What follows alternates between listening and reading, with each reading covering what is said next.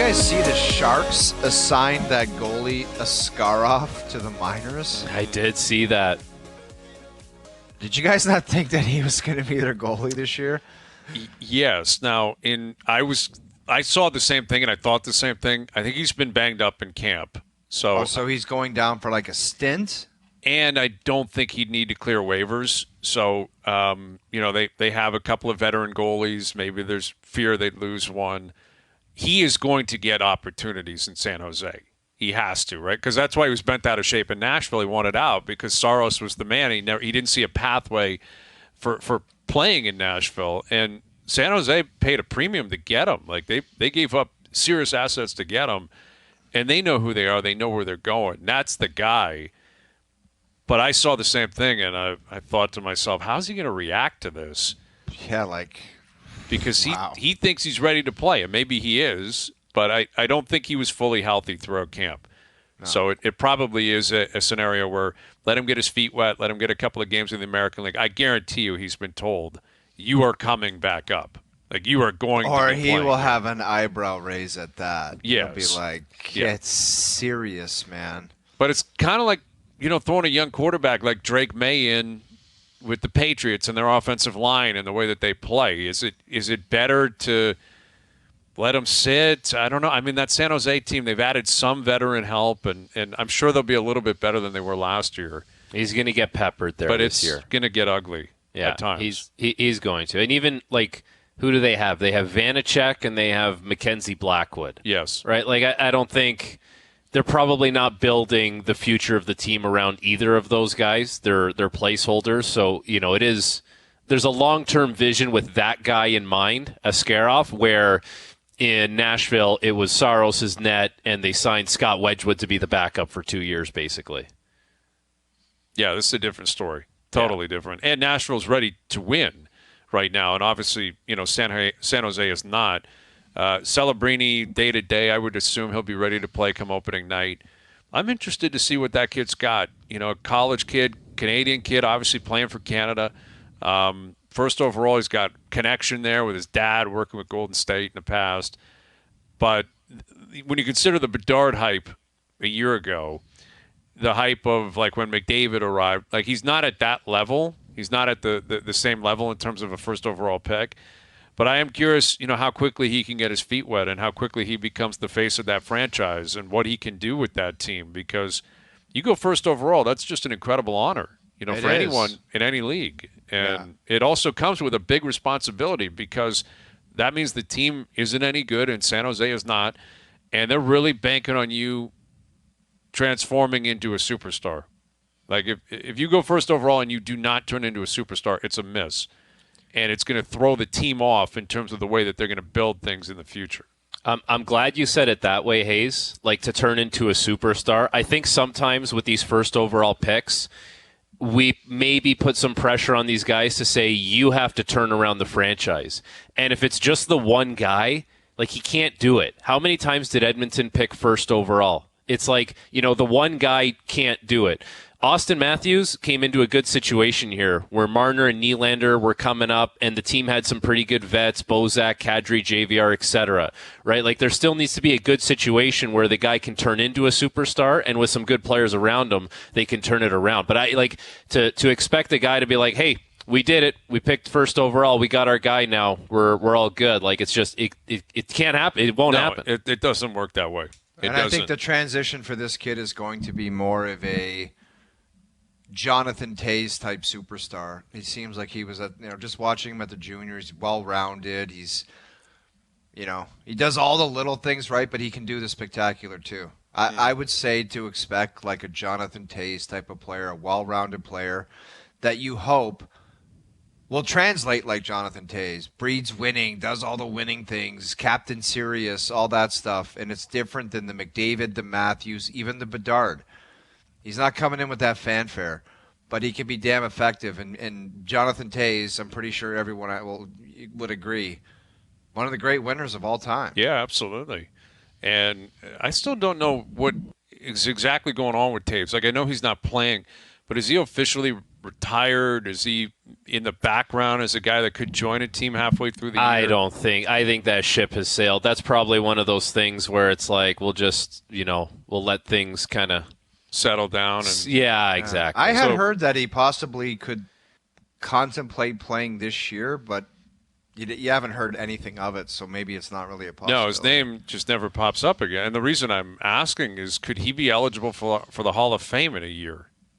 Like, could he go into the Hall of Fame when he's 35 years old or whatever he is? But doesn't it have to be 3 years after you officially retire, or just 3 years not playing? I thought it was, I guess, 3 years officially retired. But what's the difference? I mean, I don't know. Like, is he – because, like, what's going to happen with Shea Weber? Shea Weber's going in, right? And Weber's still on – is he not? I think he is, and he's on long-term IR.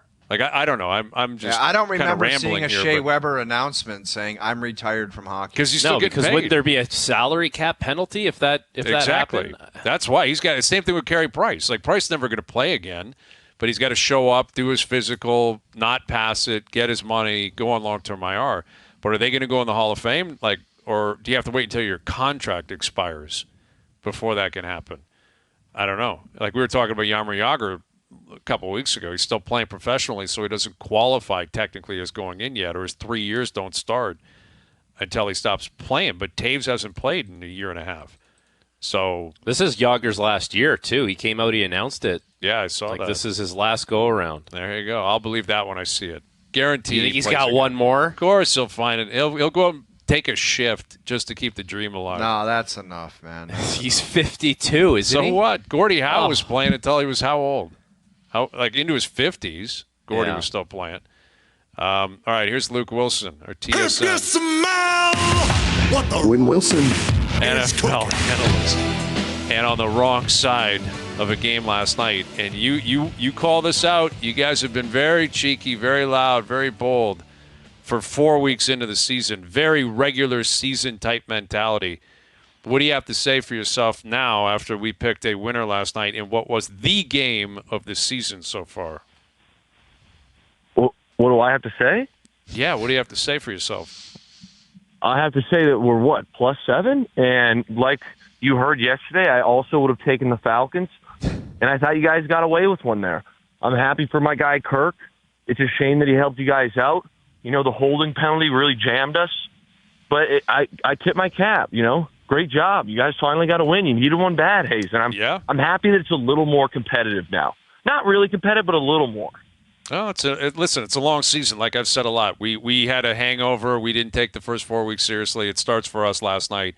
We got ourselves a win. Long season will be fine. But that was a great game, man. Like I don't know where the coordinators were on the defensive side of the ball. I don't know what those two defenses were doing. That had a college vibe to it.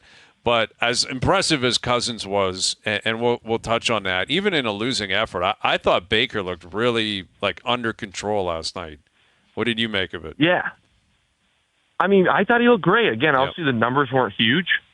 But it's funny, how Baker all of a sudden has gotten this, like, oh, he's not a legit QB or he's having to revamp his career. Like, hey, again, I know we talked about it, but I look at this guy and I'm like, man, 2018 is the first pick overall at 6 feet tall. He goes to one of the worst organizations a quarterback can go to in the Browns and wins a playoff game a couple years later against the Steelers. He has a subpar year, and the Browns front office think Deshaun Watson is going to be better than him. I mean, clearly they weren't correct on that. Goes to Carolina, also not a great place for a quarterback. Beats out Sam Darnold, doesn't work out there, and everyone wants to write him off. He goes to L.A., looks great. Goes to Tampa, he's looked, again, is he a top 5 QB in the NFL? No, but I think he's flirting with the top 10. So it's just a shame how, like, these narratives get created about guys that, again, a lot of stuff for Baker, I think, has been out of his control. Is Mike Evans one of the most underappreciated wide receivers in the NFL? By far. I mean, and the stats speak for themselves.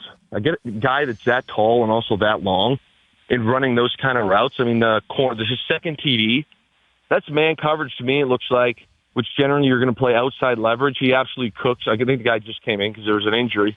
But he's still an NFL player. Cooks them, wins in the corner out, great throw and catch, and we've got a TD. Like, I sit here and I'm like, man, this Tampa Bay team, it's a shame, like, because they're not a big market team, but Evans, I would put Godwin not in the same category, but a very good receiver. Baker. It's like all of us for some reason don't give these guys credit, and I'm not sure why that is. Now, as for primetime Kirk, 50. Dude, would you stop calling the guy Primetime Kirk? Why not? I mean, Christmas. that's he's actually, you know what? It's gone from kind of a sarcastic tone to actually a legitimate label because he's looked good on primetime multiple times this year, including last night.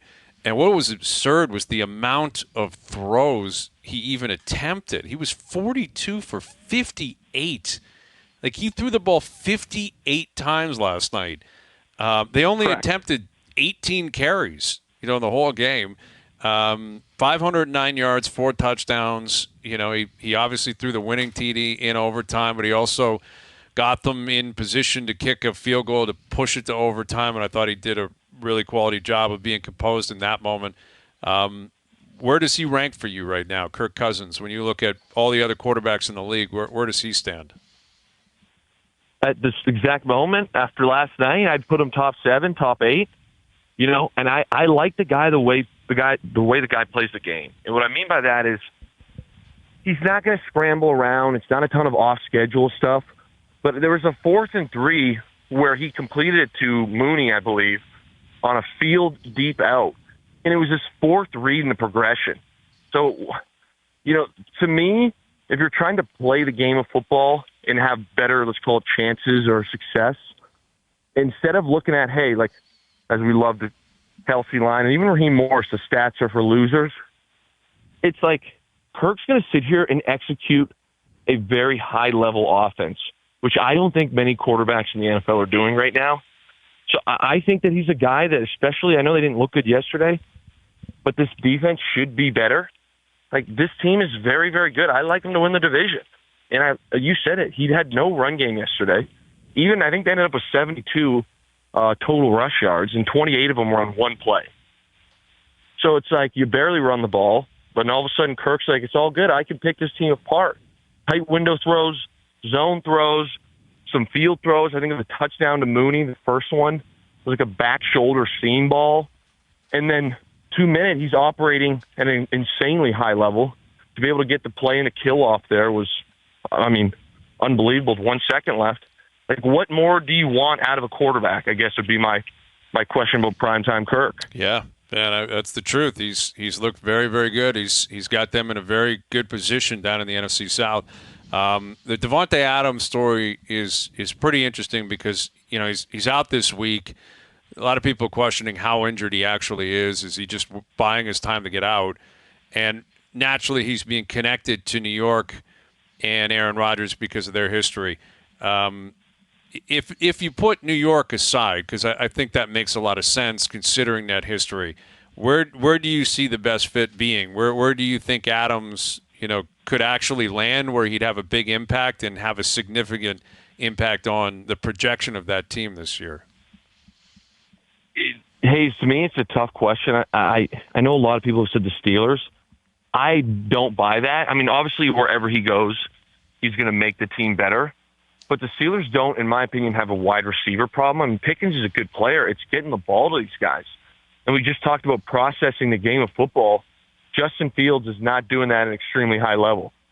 He's a super athlete. He can sling the ball a million miles, but he's not playing the game where, hey, I'm going to throw this ball, on my second progression here to Davante Adams, who's going to come open on this window. That's not what I'm seeing. So I don't like him on the Steelers. Chiefs, a few people said the Broncos. Chiefs, he's become the number one guy right away. But Chiefs, I'm talking, he is the number one guy, and him and Mahomes are cooking, and Andy Reid will have this man dialed up right off the bat. As far as biggest impact, I don't know if they'll win because they have some defensive problems, but the Cowboys, if you can put Davante and CeeDee Lamb with Dak Prescott, who can obviously distribute the ball, that would also be a very, very dangerous move. But again, I worry about the Cowboys' defense more so than their offense right now. Yeah, that's the thing going into this week, man. Injuries, right? Like this Bills team, Ed Oliver's out, Shakir's out. The Cowboys and Steelers are dealing with a lot of injuries on both sides of the ball. You know, we're only 4 weeks in. We're into week 5, but how much, like, if you have a healthy quarterback, is that enough to keep good teams afloat? Or at what point do injuries, you know, adding up and building up just make it almost impossible to win in the NFL? So to me, that answer is one, it has a lot to do with what we don't see, how they're practicing. And what I mean by that is, are we keeping the second and third stringers accountable? Because it's really easy for a coach to sit here and say, okay, you know, I've got my first string guy and maybe the second string guy, not so much quarterback, but let's call it tight end or offensive lineman. And then all of a sudden it's like, hey, our second string tight end is now our first string guy, and our third string guy has got to be our second string guy.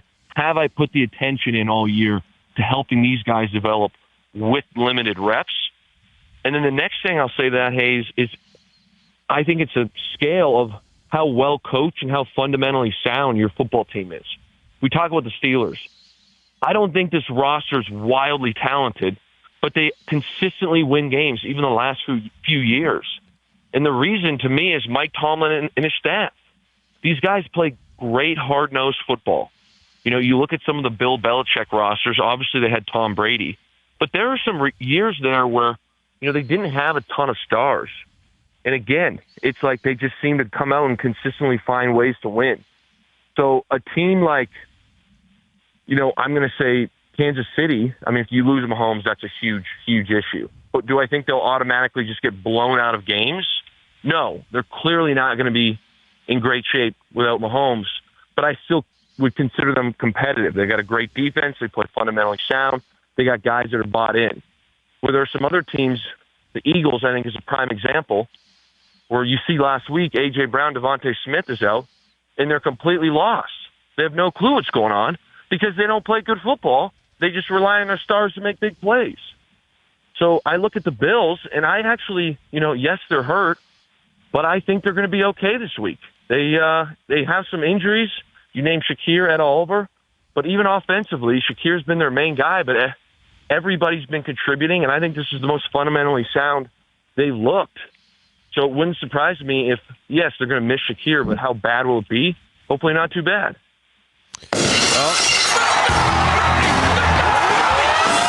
The first star, Al's brother. Yes, the first star after sticking with the process. Look at this. Look at this. We don't control the music. JP and Doogie are all over this. Al's brother was a phenomenal process last night. Handshake to you, professional cover. At no point were you sweating that game last night. I'm certain of that. No, right from kickoff. I mean, I sent that video to you guys. I knew right from the get-go. Kirky Cousins, Kirky Primetime was slicing and dicing his way, just carving up that secondary. And he did it all night long. Dude threw for 509 yards, 4 touchdowns. Dude, I get it, Al's brother, it was but insane. just admit it. Just admit it. You were watching him like pregame and saying, this guy's going to choke his guts out and just screw us tonight. Didn't you say that to yourself at least? Never a doubt. Never a doubt. Absolutely not. Although, think about how much had to go our way with that final drive in regulation for them Crazy, to man. put it in position. I didn't think they were going to hit the spike in time. Like, that's one where someone's lagging ass to get to the line, or a flag gets thrown because you're out of position or something like that. And then they backed it up 5 yards because they were too busy celebrating the spike that they got to delay a game. Idiocy. Made it 5 yards harder for the guy to kick. Oh. I know, and he had missed one from about that distance earlier, but it was almost as if the universe was saying, these guys, their process has been so perfect that they deserve a win. And we got one last night. But putting that aside. Trust the process. Isn't that what they say? Trust the process, That's and it will come through. All right. We'll do the same again today, boys. Let's do it. We got a 4-pack. It's the London game, all right? Owen Wilson on the clock. Vikings laying 2.5 against the Jets in London. Luke, where's your head at? Bartsy, everybody on planet Earth is on the Vikes, and I understand that. They've looked great. We are going to take the Jets. Okay, and I'll kind of explain. First and foremost, you've got your London thing. Everything gets a little wacky when you cross the border, or the pond, I should say. You had a pick last year, I believe it was Jacksonville against Buffalo in London, and we pulled it out of the hat. We did, and we're going to do the same thing here, Partsy, because this is where I'm at with this. First and foremost, you talk about veteran leadership. Sam Darnold is not going around the locker room right now in London telling guys to act right. You know who is? Aaron Rodgers. They just got embarrassed by Denver. He's super mad. Shouldn't have happened. He's going to have these guys locked in. Next thing, they're playing Brian Flores' defense, who gives a ton of different looks, disguises his coverage, etc. And the Vikings have some great wins. And I've said this on the show. The great wins, though, came against very young quarterbacks, Brock Purdy, Jordan Love, C.J. Stroud. Aaron Rodgers is going to be able to sit at the line of scrimmage, see what Brian Flores presents him, understand the tricks, and dice this thing up. Where we'll get jammed is if the boys don't follow along with him. He needs his wide receivers on the same page. That's the only way we get jammed. The next thing I'll say is I expect the Vikings to score points, but the Jets' defense will come to play. It's in London. They need a win. They're probably hoping that the Bills lose to Houston, and they'll be right back neck and neck with the Bills. I like the Jets to win, let alone cover this game, Partsy. Okay. All right, Al's brother, you're shaking your head, man. Well, after losing to Denver last week, he's going to go out and say they're going to beat the Vikings. I mean, look, New York struggled with that Denver pass rush last weekend, and the Vikings are just as aggressive and even more dangerous when it comes to rushing the passer. They lead the NFL in sacks and pressures, and the Jets rank, here's my favorite stat, 26th in NFL, winning just 51% of their pass blocking reps. They'll be without starting tackle Morgan Moses as well. I mean, Hackett's going to have to get super creative to create time for Aaron Rodgers, and I just don't know if Flores is going to let that happen. I love being on Minnesota. It was Hayesy-B. our pick. It was our pick. Be quiet with your it. garbage. I love Partsy. being It's on Minnesota. insane. The crazy thing is, I think he's got a computer screen there, and it says, if Luke picks this, and he's got the other information, if Luke picks that. Like, Fake news. he's working both sides for sure. Oh, man. No chance. How about that Darnold revenge game, though? Darnold ran out of New York. He's going on taking on the Jets. I think he'll be pretty motivated to put up some numbers. I love that. And I saw that Sauce Gardner wasn't aware that they drive on the other side of the road over there. His mind is in a pretzel. He will be awful on Sunday. All right, Hayes and Bro, this, again, the Doogie Jam job continues. Doogie McMahon making sure that Owen Wilson is in a great spot. That's fine. We'll take anything you got. Texans now favored -1.5 against the Bills. Easily the toughest game of the year to pick. And it's ours. Al's brother, where's your head at?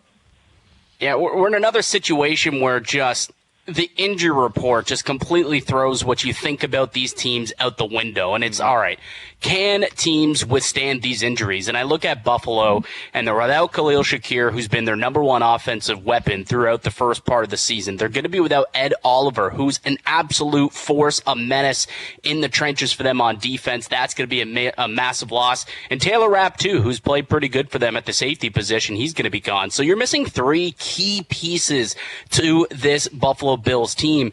I don't know. Defensively, I think Houston's been pretty solid. They've given up some points, but you look at their defensive DVOA. They rank 6th in the NFL, so they're analytically the 6th best defense. Yeah. Without Shakir, I believe that they will not be able to score as many points.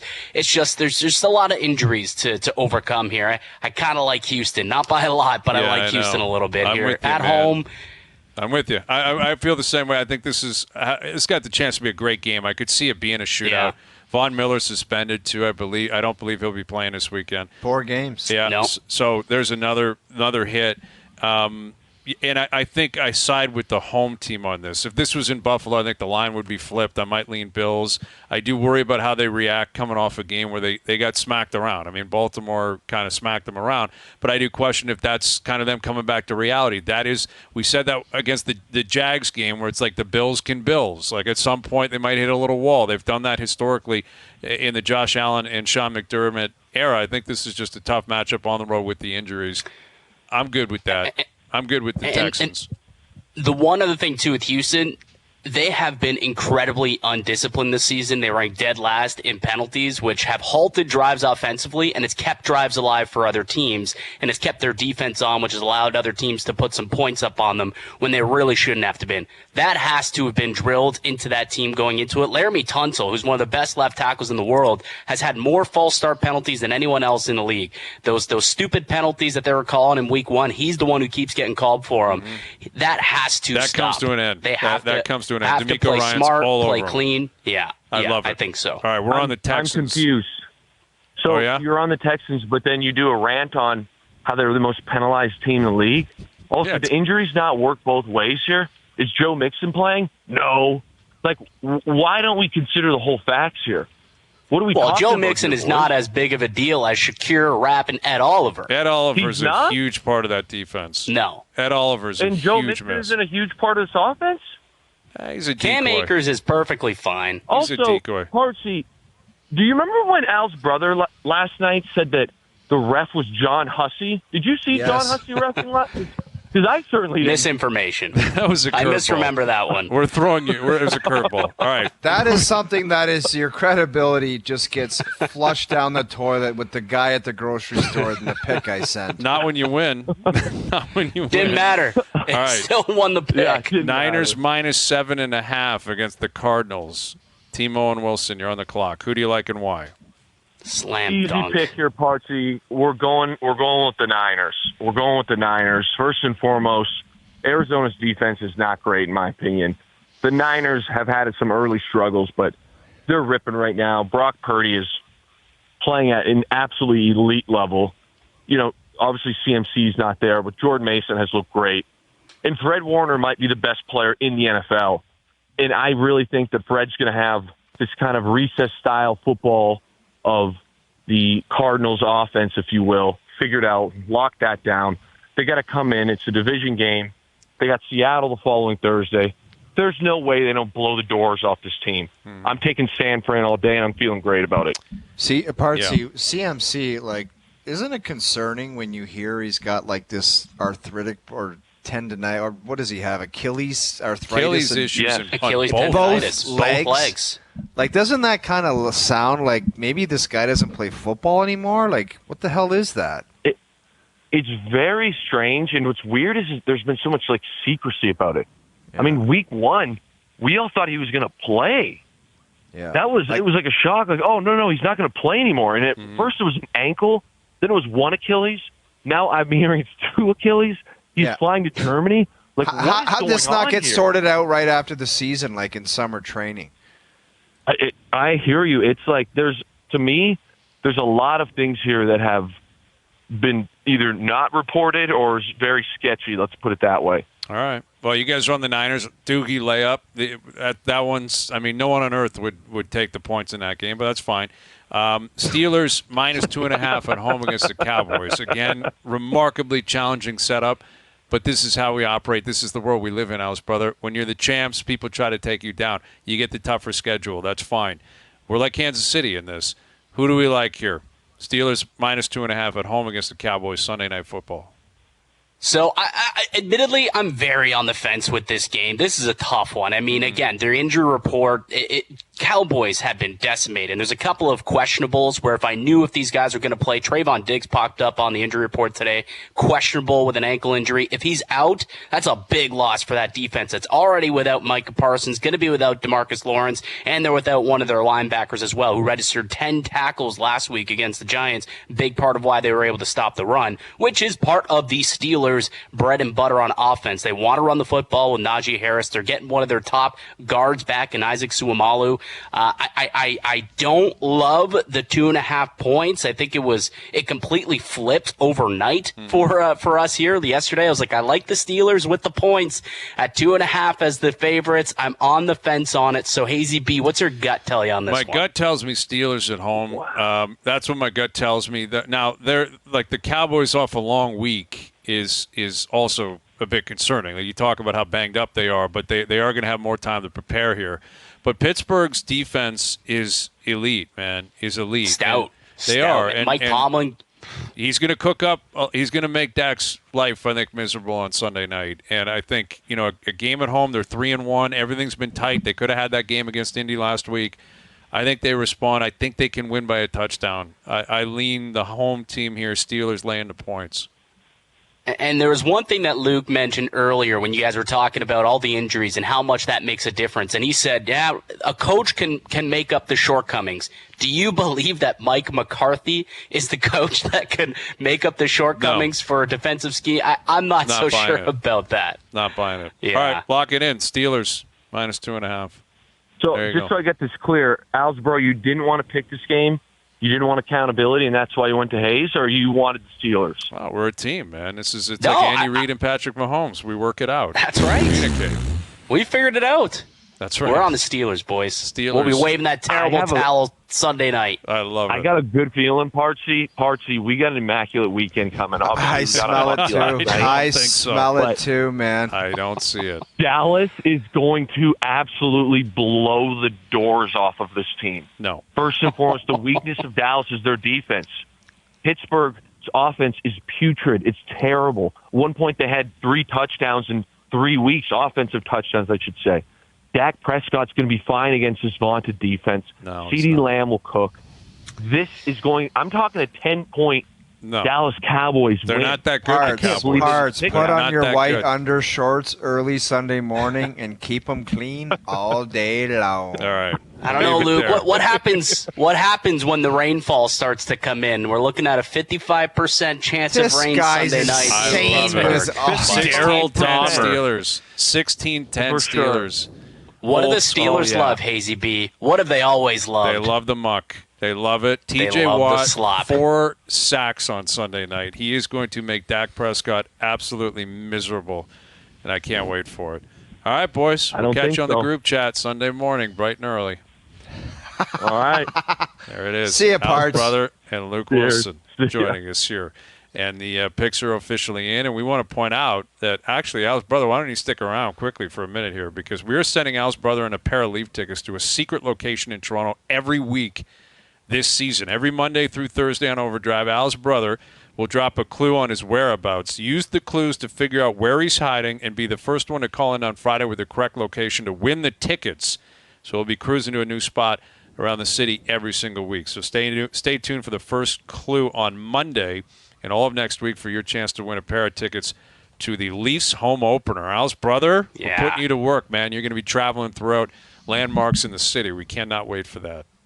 Yeah, those are big tickets. Sid Yes. the Kid, Kyle Doobie Dubas coming back in town. That's going to be a fun game. So big tickets up for grabs next week. I love it, pal. Your first clue on Monday. We'll catch you then. Thank you. See you, boys. There he is, Al's brother. Dear Hayesy-B coming up. Best bet still to come. OverDrive continues. TSN 1050 and on TSN 2.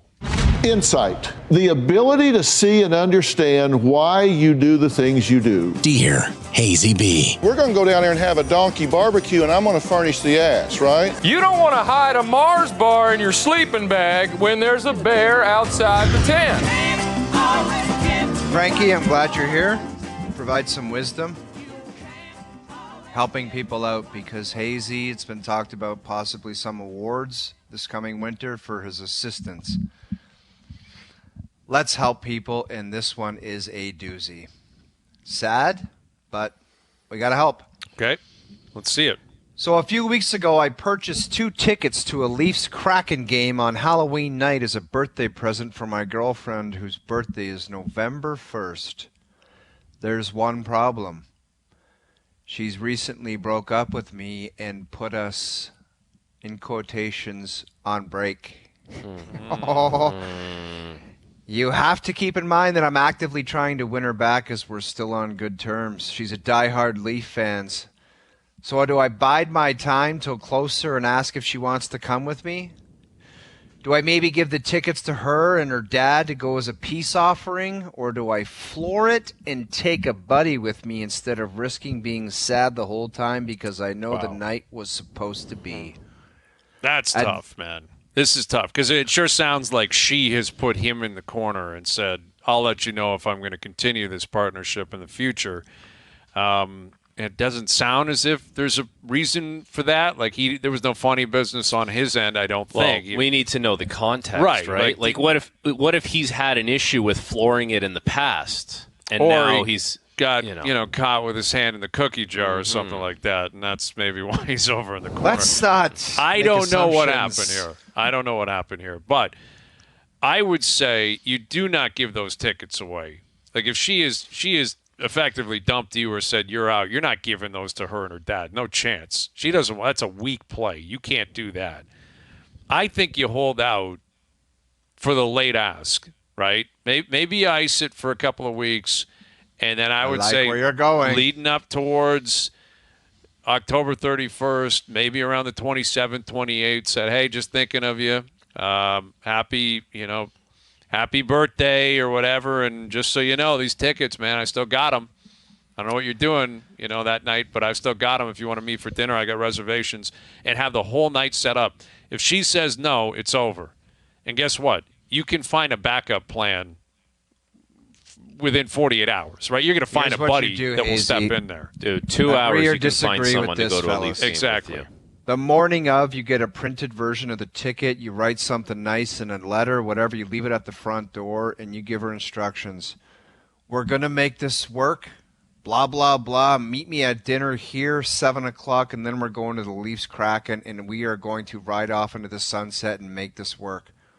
If you want to ride this train, let's rock. And if he gets stood up, he can sell the tickets. No, he's got his buddy at the restaurant in disguise, ready to floor it. It is Halloween, too. He could literally be in disguise. He's dressed as a goblin. Yes. He's got options. I love that. He's got plan. a lot of options. Yeah, you don't have to worry about finding a buddy to you don't have to make that. No one's calling a friend a month in advance saying, "Hey, you think you could make it?" That's a day of thing, maybe a day in advance, tops. So you don't have to worry about that. But yes, you plan something, and maybe she's big into Halloween. Maybe you say, "Let's dress up. Let's do something. We'll go to the game. We got a party set up afterwards. We're going to a big Halloween party right after the game." Halloween dressing up is not a serious thing. Generally this not is for about adults. fighting for the love of your life. You don't dress up as some bozo. Give her the option, and I like that plan. Meet me at Harbor 60 at 5:30. That's it. There it is. That's it. There's your plan. And we're going to spend the rest of our life together. Done. Boston Pizza on front. We'll meet you there. We'll have a great time. We're going to the game. If you don't show up, see you later. It's over. That's simple. I love it. All right, what else? Dear do we have? Hayesy-B, this is right up both of your alleys because you're familiar with this situation. Got plans to bust down to the Bills-Dolphins game in a few weeks with buddies. Also, few weekends after, got a weekend trip to the States to catch college football and hockey. One problem. Haven't told the wife yet. 2 kids under 3 at home. How do I disclose this? I don't. Honestly, I think you just gotta. It's got to be one big shot. You know what I mean? Like, it can't be. Hey, this is what's, you're not easing into it. No, and there's no going to Buffalo, flooring it, having a great time, coming home, and then saying, oh, by the way, in 2 weeks I'm also going to, Columbus to see the Buckeyes play. I think you got to get out in front of it on both fronts. Here's what's on the table. This is what's coming. I've been invited. I think it'd be a lot of fun. It's a tough call. I mean, kids that young, weekends are big. You're into the season where there's a lot going on, right? Like a lot going on in terms of Halloween, in terms of Thanksgiving coming up. You got Christmas right around the corner.